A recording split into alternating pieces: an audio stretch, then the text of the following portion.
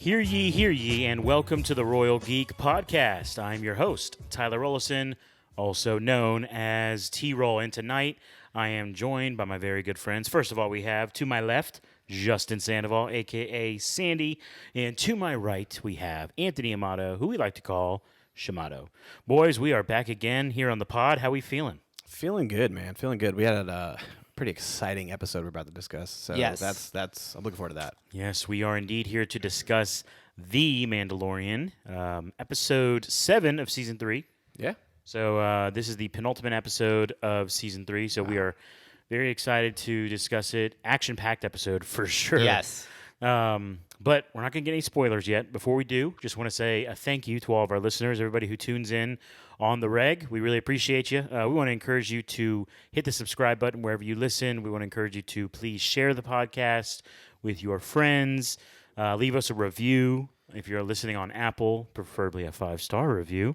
That really helps us out a lot. And, follow us on social media at Royal Geek Pod on all your favorite platforms like TikTok and Instagram, stuff like that. Okay, let's go ahead and give everybody a, spoiler warning. Yeah. Spoiler right? warning. Okay, this is your spoiler warning. If you have not watched the penultimate episode of Season 3, which is titled The Spies. The Spy. The Spies. Go watch that before you listen. But anyways, boys, what'd you think of the episode Dude, overall? Jam-packed episode. Yes. It was definitely filled with a lot of action, a lot of cool sequences, and I enjoyed it, man. They definitely landed on their feet in this episode compared to last episode. So Yes. it was good. Much different tone from Justin this week. For sure. I enjoyed it. I thoroughly did. Yeah, the second half of the episode felt like it was just running the entire time. Like the first half had a lot of got you a lot of the story points going and everything like that. And this in the second half they were like, we're just gonna let this go and just action after about halfway through it. So that was really cool because it was awesome because you got both. You got the best of both worlds. You got to get your plot points moving along. Yeah. You got a whole bunch of exposition going as well, and then you ended up with a whole bunch of cool action scenes at the end as well. You want to know why this episode was awesome? Tell me. Because it was 52 minutes. We were that too. We were back in the main storyline. Yes. No yes. side missions No today. side missions. Main missions. Uh-huh. The main storyline. We were just cruising. So, Yeah. well, let's do this. We actually have a fun tradition here on the Royal Geek Podcast called Buy or Sell, which we did not come up with. I don't know who came up with it, but it's a very fun game where I like to throw out a statement, sometimes silly, sometimes maybe controversial. Yeah. And then you guys either buy it, meaning you agree with it, or you sell it, meaning you disagree. So we're going to play a little game of buy or sell as we move into the season finale Yeah. of The Mandalorian. Can't believe it's season already 3. I know. the end. That's crazy. We've been doing this for 7 weeks now. So, Jeez. all right, you guys ready to play? I'm ready. Yes. Okay, first one.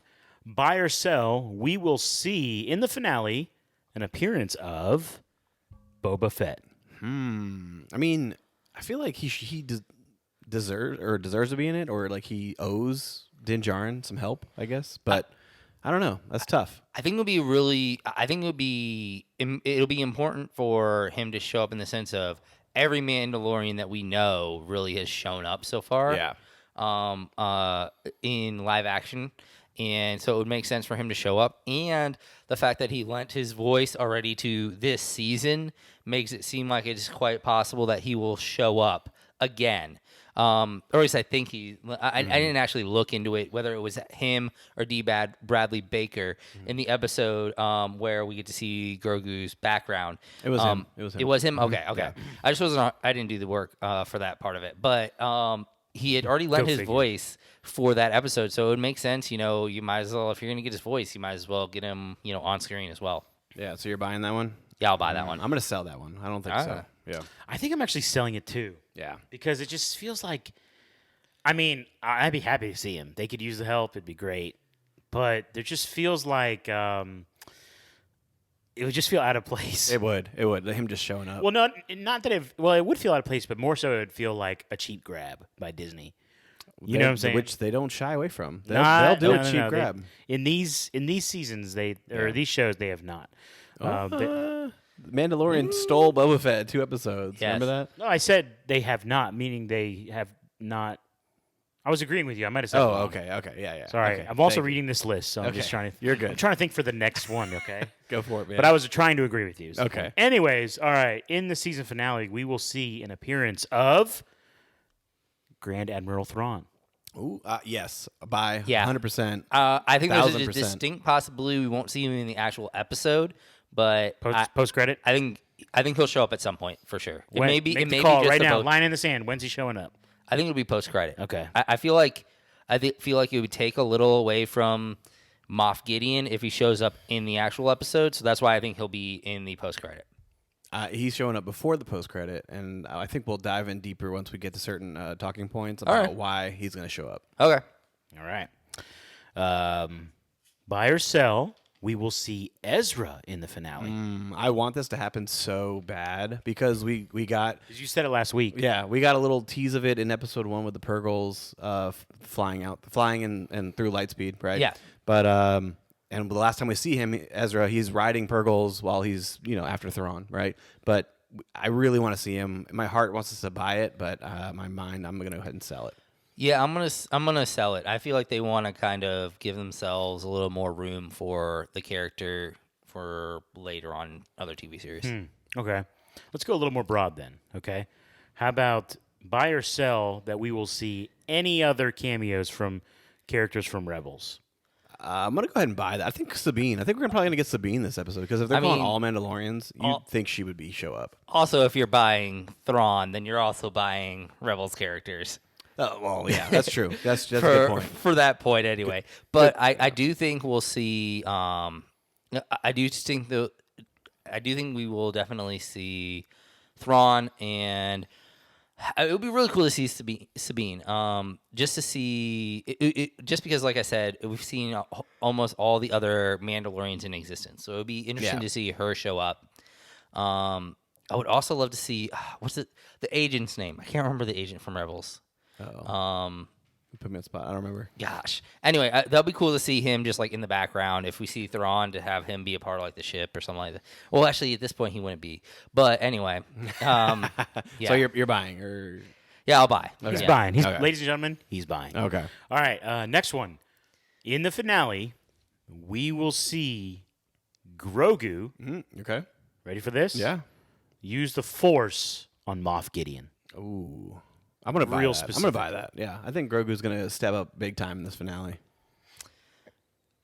I'll buy it. What if he does that that crushing armor thing that Luke did on that last Dark Trooper right before he enters the great. room? Yeah. That would be amazing. You know what? This is what I'm thinking here. I want to see a Force choke. I know he's not going to do it. Which I don't know. He's dabbled with a little bit of like craziness Grogu has, but I do think that like as of right now, Mando he's captured, right? So like I feel like Grogu's gonna go balls to the wall crazy and try to get him back. Like that's daddy right there, man. He's coming for his daddy. Yes. All right. So let's do it. Why not? We're buying it across. the table. Oh, absolutely. God, I hope so. I hope so. Okay. This next one. This is the last one. I have to preface it with a little bit of explanation. Okay. Yeah. Justin, Yeah. what episode is this? This is episode 7. Yes, so season 3. Yes. Now 7 plus 3 is 10. Now if you take 10 and then forget doing math and just switch up what we're talking about, what's the episode called? The Spies. The Spies, right. Now, when you see the word spies, do you think of just one spy or multiple? Multiple. Okay. As far as I could tell, there was only one spy Correct. in this show. Yes. Yeah. Right? Oh yeah. Okay. So buy or sell, and this one would be shaking to the core. I'm already buying it. I already know what you're gonna say. Yeah? I think I have an idea. That the armor is a 100%. spy. Yes. Yes. I think you stole one of my talking points for later. Dude, That's well, we'll fantastic. do it now. I mean, Yeah. I've got incredibly nervous vibes the entire time. Oh yeah. And like, so the big twist, and here we go. We're getting into the the meat of this discussion. Buy or sell's over, ladies and gentlemen. It's done with. The big twist was they're chasing these stormtroopers. They're not really stormtroopers, but They're the stormtroopers with Beskar armor. yeah, they're Yes. elevated stormtroopers. Yes. And it turns out they stroll up to a freaking Imperial base. Yeah. Oh yeah. It's Right? They discovered the Imperial base. So that was the main twist. Mandalore, But, yeah. Right. But the entire time I was thinking like, okay, these like rugged Mandalorians that they found on this with this beaten up ship, or maybe it's the maybe it's the armor. Like there was just so many moments in this episode where I was like, something's about to happen. Something's about to happen. Right. Something's Yeah. about to happen. But I'm getting some sketchy vibes with the armorer, man. Yeah, she conveniently leaves right before they go into the base where Moff Gideon is.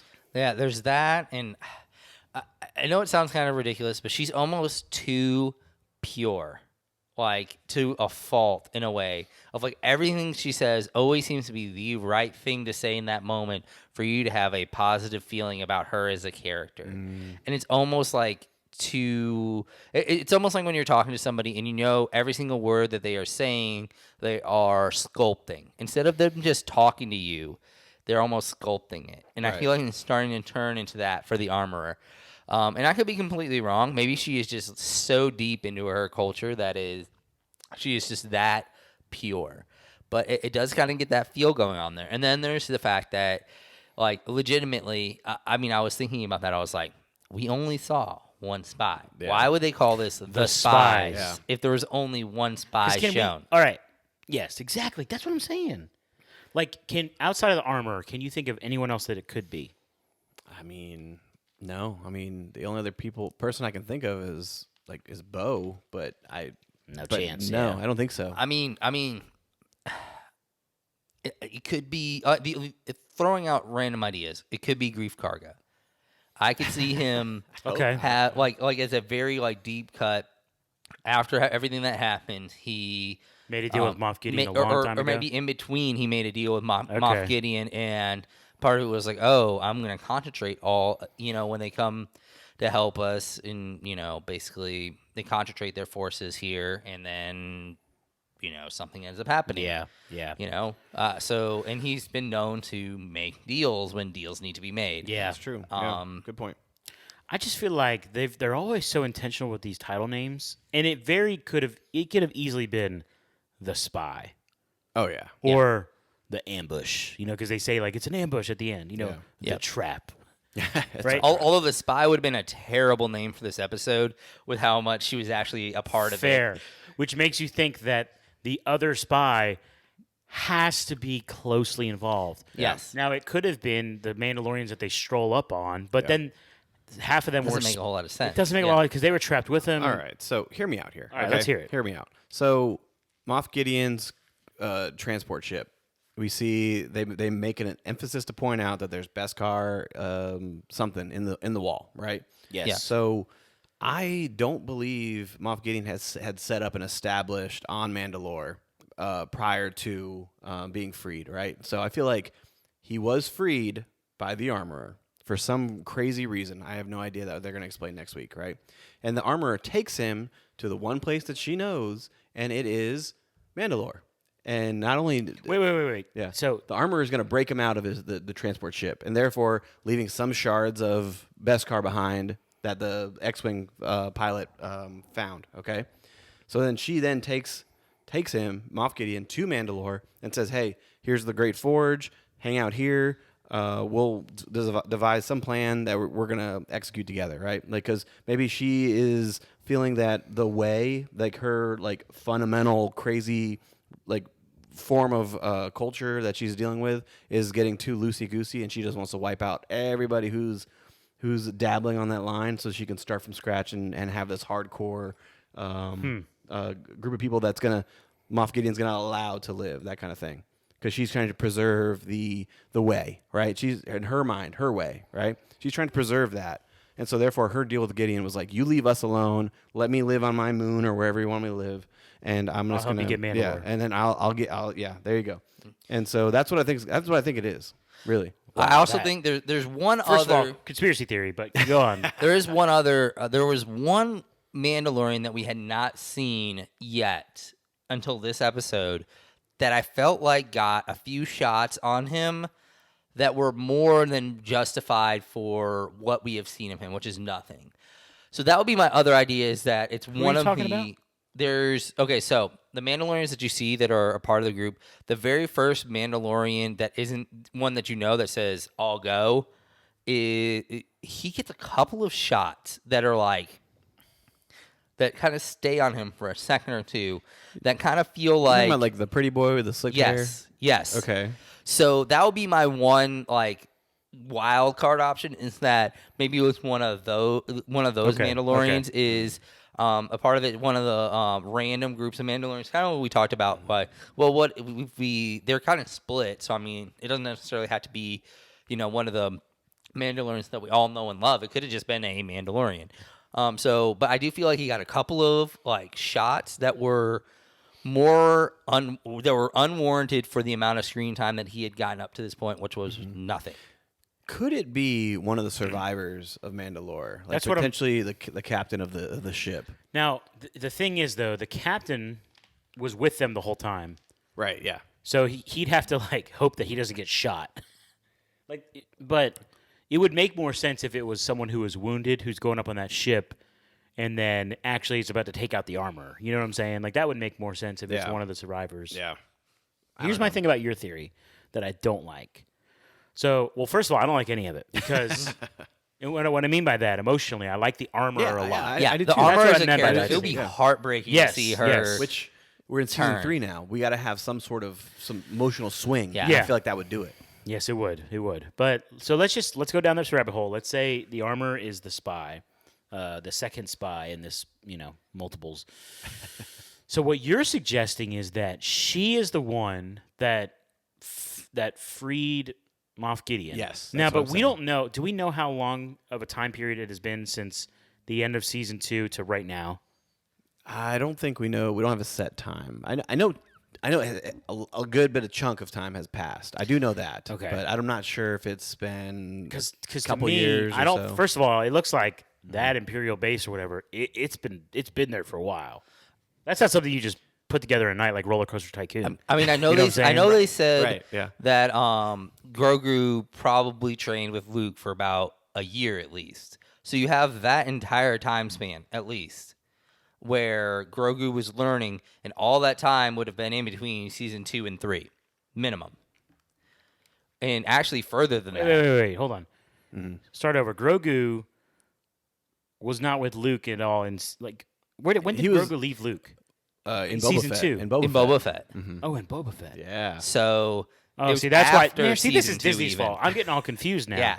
So it could be a really long time. Yes, it can. Yeah. All right, but I still don't like that because, and again, maybe clearly she knows how to fly a ship, so she's savvy, but she just feels like kind of a wise sage. a minimalist. It just doesn't feel like she would have the idea on her own to say, "Let me go free Moff Gideon." Yeah. Which you know what I'm saying? I think what's more. Here, can I get? You want to say? No, a you comment? go ahead. Get Okay. it out. I do have something though. Go On ahead, that. No. Okay.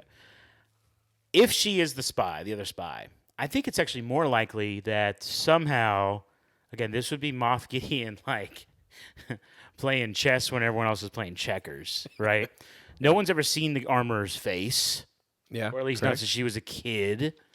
So it's like she's been living on some moon. Was Moff Gideon somehow able to? I'm going to sound like a conspiracy theorist now. Somehow able to indoctrinate her long ago, almost leave her as a Sleeper agent. sleeper agent that only is needed because because if she is a spy, it really does make sense how all of a sudden, and we called this out a couple episodes ago, where she's like, "Bo-Katan, I like you. Take your helmet off. Okay. Yeah.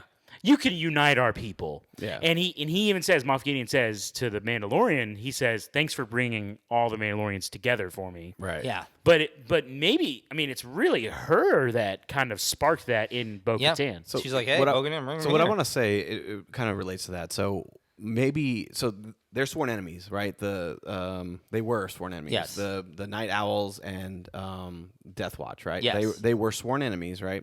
She does say Death Watch doesn't exist anymore, right? But what better way to kill two birds with one stone, right? Is that yeah, let's join the people. Go ahead, Bo-Katan, take your helmet off. Get these people to come here. But then she knows that here they are. They're gathered. Let's send them to Mandalore, where she knows Moff Gideon is, and allow Moff Gideon to wipe out all of them. And so then, therefore, she gets rid of the Night Owls and all of them who keep taking off their helmet, which that's basically the difference that I have right now in my head. Like, I'm just like, they're just no helmets. That's the ones we got to worry about, right?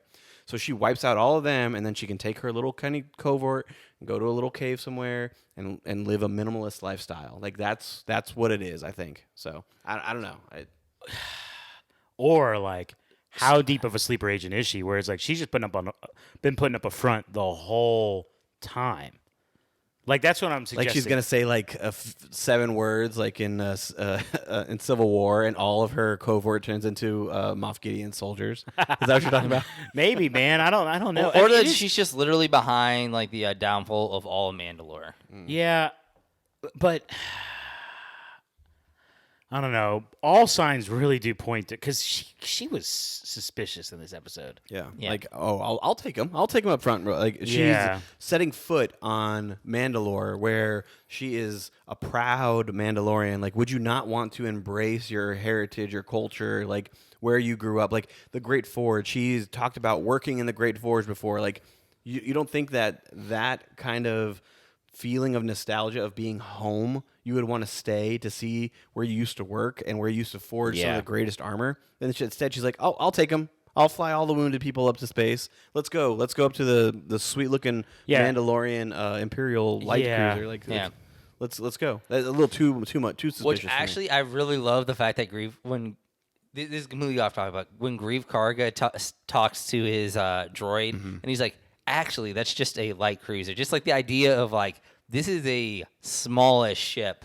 Or it's a large ship, but it's small. It's one of the smaller ones. It's one of the small ones. Yes. Dude, how about him showing up with a nice bottle of liquor, too? Yeah, how about that? I was trying to see like close up and like what it could possibly be. Yeah, very cool. Hey, cheers to Grief Karga. Please don't be the spy. Please don't be the spy.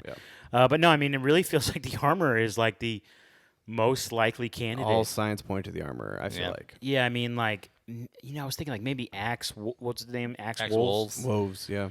So it's like, it could be him, I mean, he's got that like douchey face. He does. He does. And like, he's the guy that's going to go tell, like, go request help. So like, he could just not do that. So it could make sense that it's him. That could make sense. And he did get away. He is already kind of like not trustworthy, at odds with Bo-Katan in a way. I mean, not necessarily not trustworthy, but because I think everything that he has done has been in the relatively trustworthy realm. But he's at odds for sure with Bo-Katan in the sense of like, he was the one who filled that position that when they broke off. Yeah, and I get this sense from Moff Gideon. He said something about, and I'm going to butcher this. I don't know if he was just because he was talking about his suit, which is badass. Oh my goodness, yeah. But he was saying, I don't know if he was just talking about the best car itself, or if he was talking about getting all of these people to work together. But he mentioned like getting, like, almost it sounded like he wanted to get some Mandalorians to get into the fold. I mean, yeah. I kind of got this sense that if like Bo-Katan would give him the Darksaber, he'd clearly kill her. But like, I kind of get this sense like he wouldn't mind recruiting some of these Mandalorians, especially since they're a little low on help. I mean, it seems that way. But So my point is, what if Axe promised him his legion, like the people that he leads? I mean, I mean, it could be like someone like Axe made a deal with Moff Gideon to where if Moff Gideon would help get rid of some of the more important Mandalorians, Axe could have a more concrete position of his own. And yes, maybe the deal was, well, if he's like, okay, so I'll help you get rid of Bo-Katan and Din Djarin and maybe even the Emperor, or not the Emperor, the Armorer. Yeah, Emperor. And like maybe even Paz Vizsla. And so I will take the position of the hand of the Moff. Basically, right? Sort of. Well, I was thinking more like, and then they're like, hey, well then you can do whatever you can do your thing over, have this area, have free reign to be a pirate. We don't care. like just stay in the outer rim or Okay, something like all that. right. The more we talk about this, the more I'm thinking, okay, so Axe is the one who flies out of there. He is. Okay, yes. right. So theoretically, getting word out to the rest of the crew, like, he doesn't have to do that. And No, if anything, the ship that the armor is flying up there with the wounded, he could just intercept it and like try to take it out itself. Here's my thing. Though. Because nobody on that ship does he Right. care about. No, but here's my thing, right? Who is he going to get help to? Because communication is failing because of the magnetic Right. So field, you- right? you- right. So You gotta are get we- up there and are tell we him with your- assuming that a jetpack is going to make it all the way up to space when it can't even chase down Yeah, a that's freaking fair. That's a dragon. flying dragon? Like, Yeah. no, I don't understand how he's going to get help unless the armor comes back and he like, Unless he's the spy and he knew this is my time to get out of here. yeah, that's it, Dude, Oh, he man. might be the spy.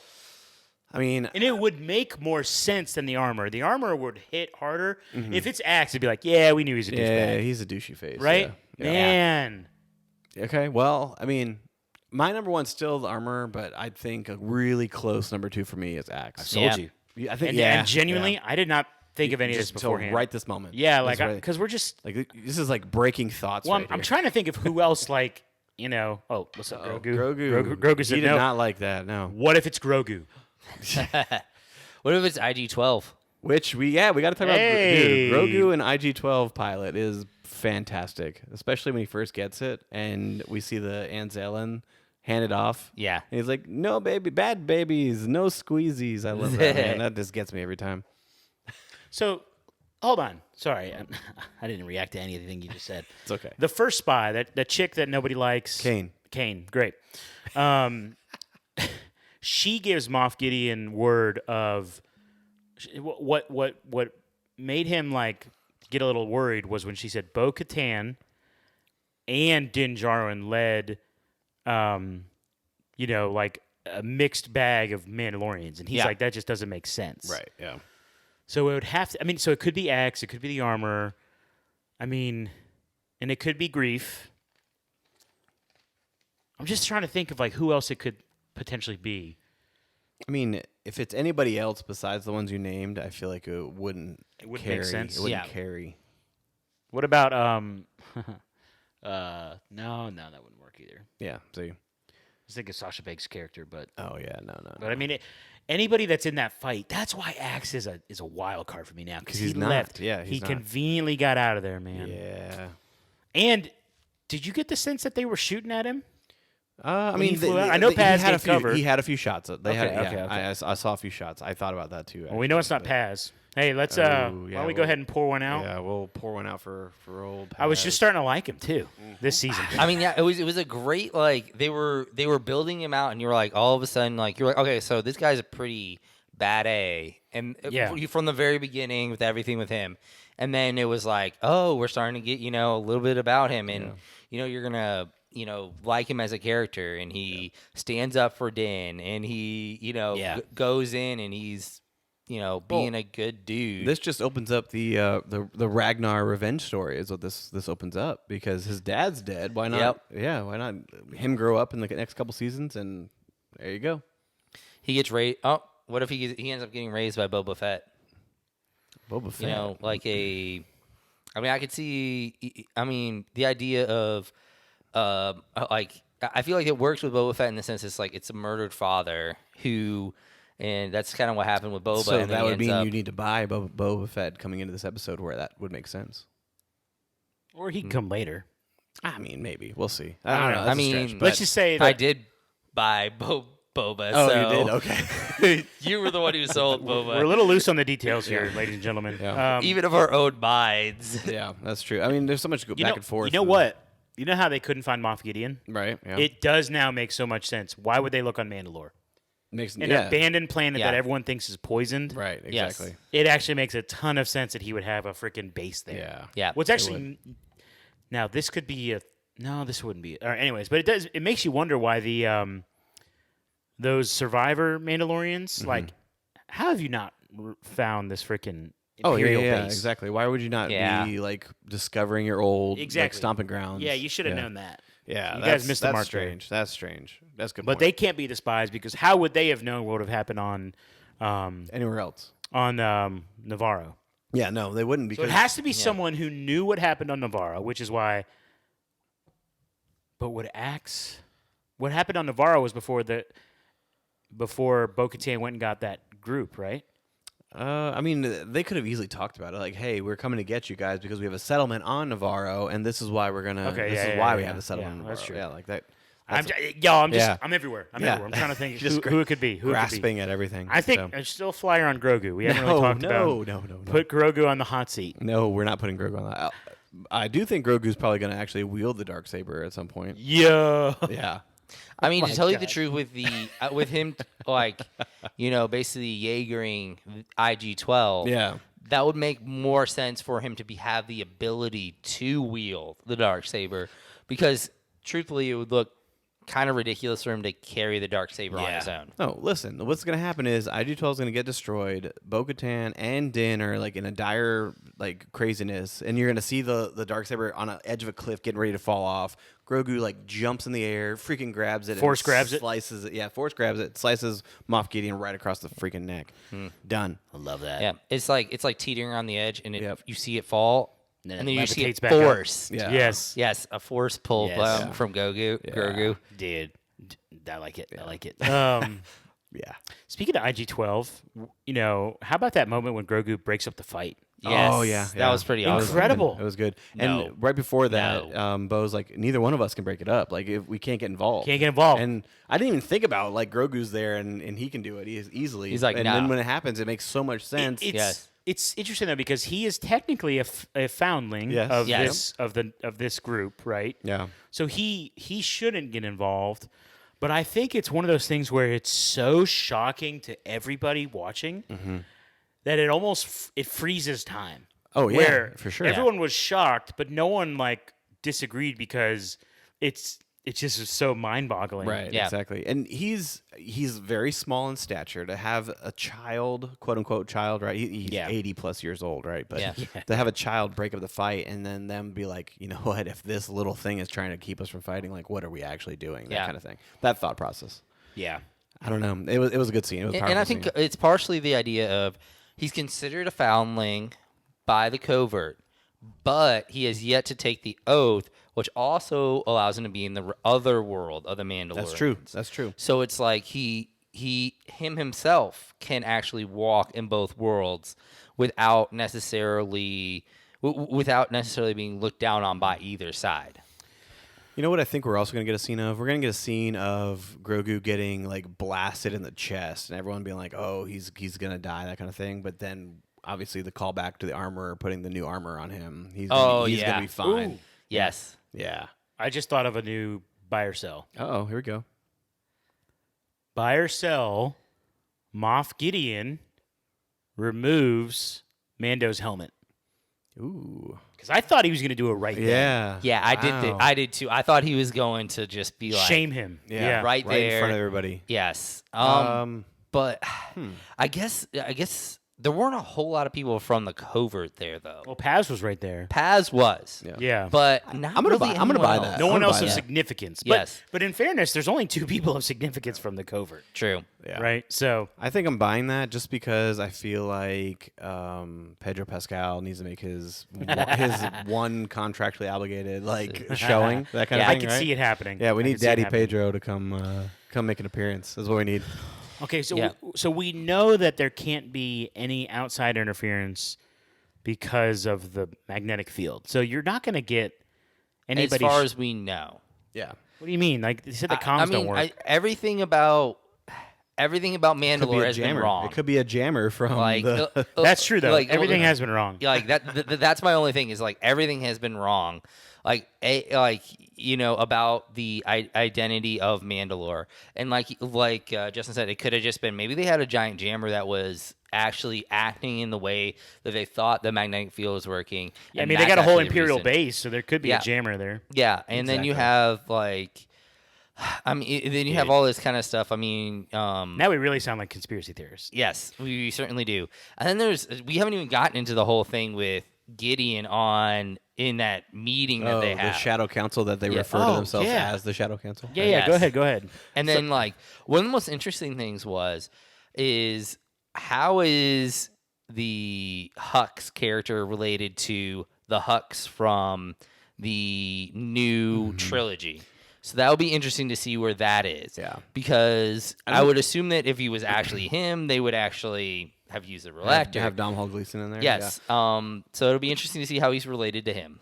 So, okay, the talking about the Shadow Council kind of brings in the Thrawn conversation for me. I teased a little earlier, Which I felt like they hit the wordage Thrawn a lot. They pounded that button. which leads me to believe he's going to be in the finale. But Everyone's like, "Where's your boy? Here's my thing. Where's your boy?" Moff Yeah. Gideon, right? I think Moff Gideon's downfall is going to be by the hands of Thrawn. That's what I think. Because he got too big for his britches? He got too big for his britches, man. He is questioning too much, and the dude who's saying Thrawn's going to come, like I promise you, like he's going to rise up, right? Where is he? Where is he? He knows exactly where he is. He's going to go run to Thrawn and say, "Hey, guess what? Gideon's trying to usurp you." Like he's like, it's done, right? And then Gideon's going to make a power play, and Thrawn's going to appear out of nowhere and just blast him out of the freaking sky or just destroy him. Okay, so I do have a question for you about something that happened in that meeting that I feel like we kind of should talk about. So Gideon was talking about his fleet of interceptors and how they needed to be. He needed them to be brought back to full strength.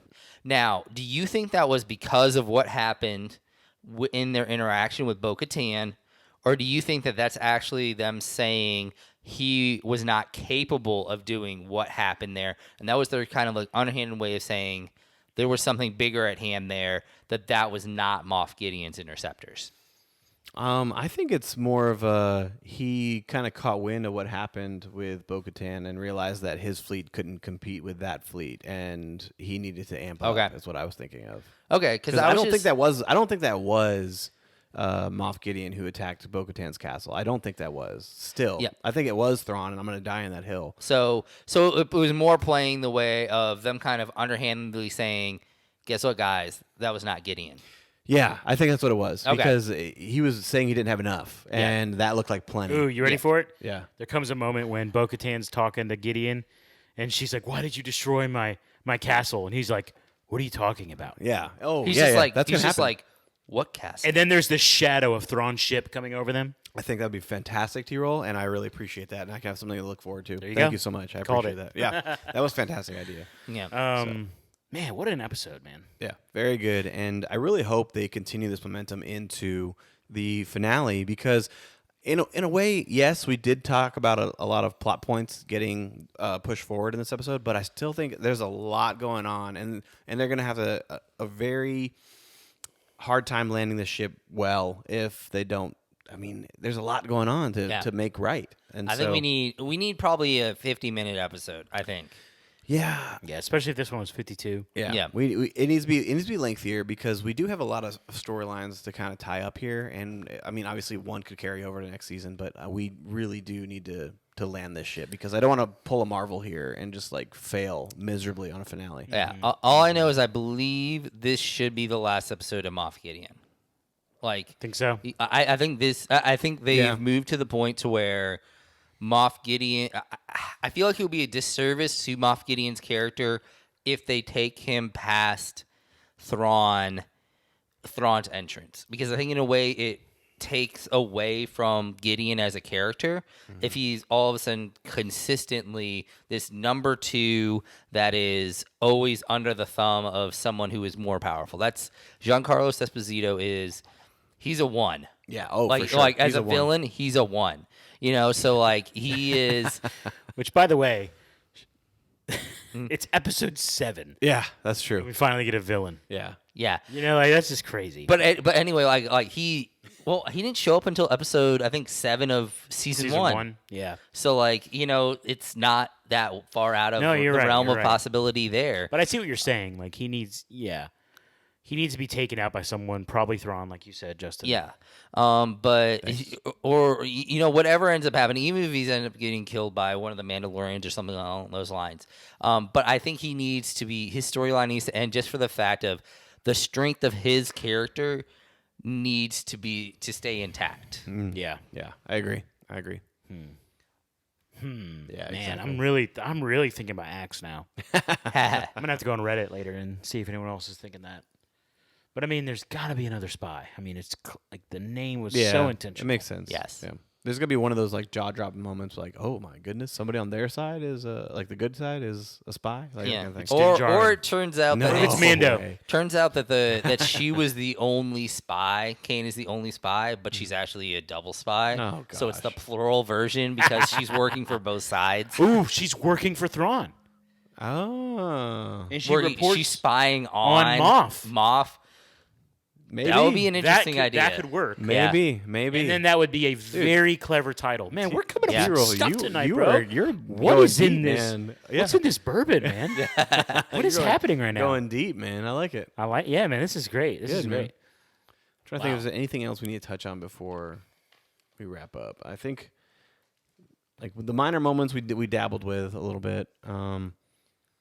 Yeah, I mean everything else was, Grief showing up with some liquor and Grogu getting a robot. Yeah. Yep. I mean, nothing else really. I mean, if we just want to talk about like the awesomeness of Paz Vizsla. Yeah, right. finish it yeah, off. yeah. So Yeah. dude, he The classic hero ending. he took There's out too many of so them. many like Yes. Beskar stormtroopers, Yes. and it was phenomenal. That gun got man. Overheated big Yes. time, and it was Dude, phenomenal. But it then was it took great. the 3 Praetorian guards Dude. to Yes. take him out. How great was He's that? a force. Yeah. Yes. Even when he's getting stabbed, he like grabs the throat of one of those guys. Yes, that's Yeah. so cool, man. Dude, I love it, man. He went out fighting. The only thing is, I was kind of hoping he would take out at least one of them. Like, Yes. but Yeah. just to like, maybe he got defeated, but took one down with him. You know what that tells me though? Like, I mean, yes, Paz is he's a BA, right? He's awesome. He's fantastic, right? 3 of them took him down, right? But how much more like amplified does that make the Kylo Ren and Rey fight in Snoke's throne room? Yeah. Like Where so they take down, I think it's like 8 of them. Or something. Yeah, Like, that it's was a great insane. scene. Like, Yeah. I love that. I love that. That was a great scene. Oh, you know what? I need to point out real quick when they're walking through like Moff Gideon's area or whatever, right? Like Moff Gideon's walking to the Shadow Council. That's what Yes. he walks by these like containers of like clone. Yeah, tubes. yeah. Yes.